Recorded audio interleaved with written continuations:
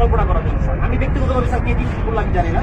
আমি ব্যক্তিগতভাবে স্যার টিচারদের স্যার আমি প্রমাণ করতেছি স্যার, কথা বলতে পারি না এমন ওয়াইফের সাথে। আমার বাচ্চাকে আমি দেখতে পাই নাই স্যার। আমি এক প্রকার মানে লুকিয়ে আমি চলে গেছি, এরকম একটা পর্যায়ে গেছি স্যার। আমাদের এই যে অধপতন স্যার, বাহিনী হিসেবে যে পরিচয় দিব আমি পুলিশ, এই পরিচয় দিতে স্যার ভয় লাগে, লজ্জা লাগে স্যার। একটা বাহিনীর ফোর্স হয়ে যে আমি নিজে পরিচয় দিব, আমার নিজের লজ্জা লাগে।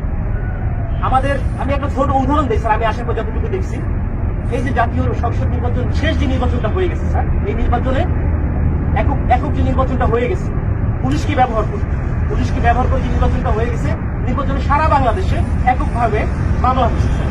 কিছু মামলা গায়েবী মামলা, যে মামলা কোনো ভিত্তি নাই, এই মামলাগুলো আমাদের দিতে করাইছে স্যার। সাধারণ জনগণ যারা আছে, বিএনপি যারা আছে, জামাত, যে কিছু জানেই না, তাদেরকে আমাদের গ্রেফতার করা লাগছে স্যার। জনগণের মধ্যে আমাদের যে শত্রুতা দৈরাত্য সৃষ্টি হয়েছে স্যার, এই সাম্প্রতিক সময়ে একটা বিষয়কে কেন্দ্র আমাদেরকে নির্দেশনা দিচ্ছে যে এলাকায় কোনো বিএনপি জামাত থাকতে পারবে না, এলাকায় কোনো অন্য ভিন্ন ধর্মাবলম্বী কোনো কিছু থাকতে পারবে না।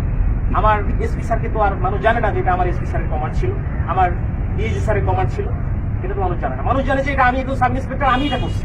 সন্তোষ নামে একজন সাব ইন্সপেক্টরকে মেরে ঝুলাই দিচ্ছে। রাখছিল কি, সাম্প্রতিক সময় যখন প্রথম আন্দোলন শুরু হলো স্যার, সেই আন্দোলনে একটা গাড়ি ভাঙচুর হয়, সেটা সরকারবাদী একটা মামলা হয়। সেই মামলার আয়ু ছিল হচ্ছে সন্তোষ, যাকে স্যার এটা জানেন উপরে অনেক প্যাথেটিক একটা ঘটনা স্যার, আপনারা যে দেখছেন হয়তো স্যার, এখানে আপনাদের বিষয়টাও স্যার এখানে আসছে, আমরা সবাই এটা জানছি।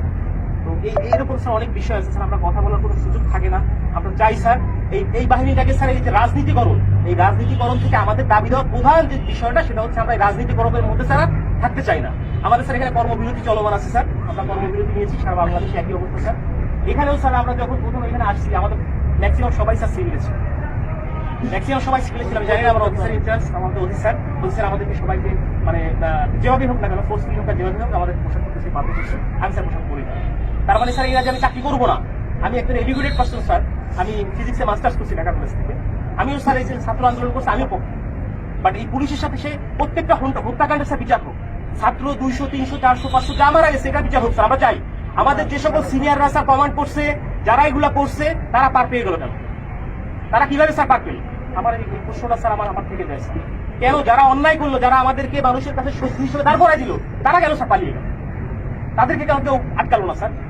আমরা যারা এই ফিল্ড পর্যায়ে ফিরে গেছি, প্রত্যেকটা মানুষের সাথে মিশে গেছি, আমরাই স্যার বিপদগ্রস্ত, আমরা বিপদগ্রস্ত। কিন্তু স্যার দেখেন বাংলাদেশে এখন পর্যন্ত কতজন পুলিশ মারা গেছে, এই মারার সংখ্যাটা কতজন মারা গেছে, এই সংখ্যাটা আমরা এক্স্যাক্টলি জানি না স্যার।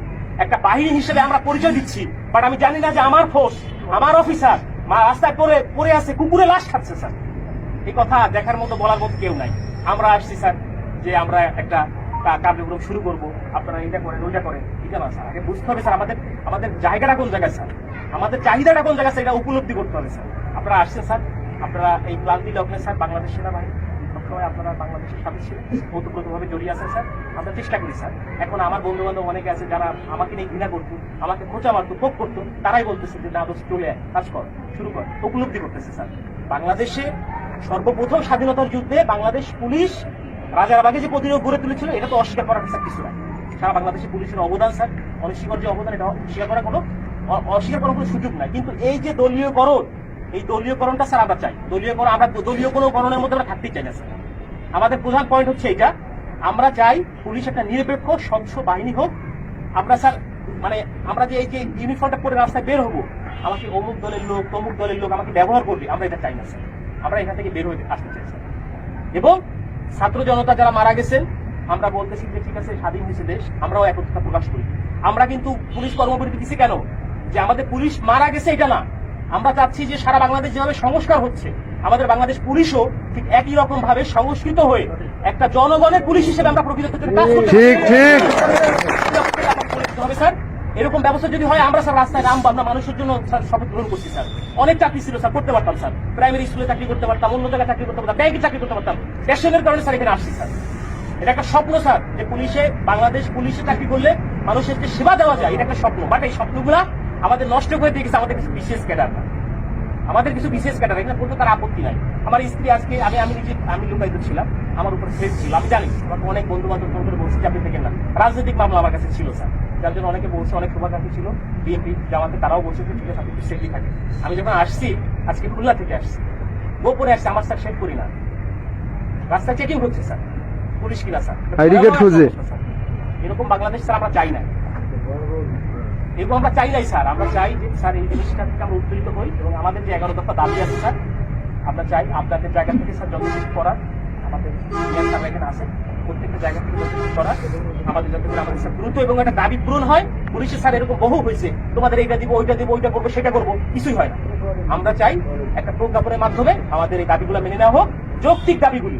যদি মনে হয় যারা এখন বর্তমানে উপদেষ্টা পর্যায়ে আছে, অত্যন্ত বিচক্ষণ মানুষ, যদি মনে হয় যারা পুলিশের এই দাবির মধ্যে কোনো জায়গায় ব্যত্যয় আছে, সেটা সংস্কার করে যেটা মনে হয় যেখানে সংস্কার প্রয়োজন, সংস্কার করে যতটুকু এটা মডিফাই করা যায় করে আমরা চাই একটা প্রজ্ঞাপন দিলে আমরা মেনে নিব যে হ্যাঁ আমাদের দাবিগুলো পূরণ হচ্ছে। কারণ আমরা দেখছি স্যার, আমাদের টিএ বিল স্যার পাই না। আমরা বলবো কাকে এগুলা? আমরা বলবো কাকে? আমরা স্যার টিএ বিল পাই না।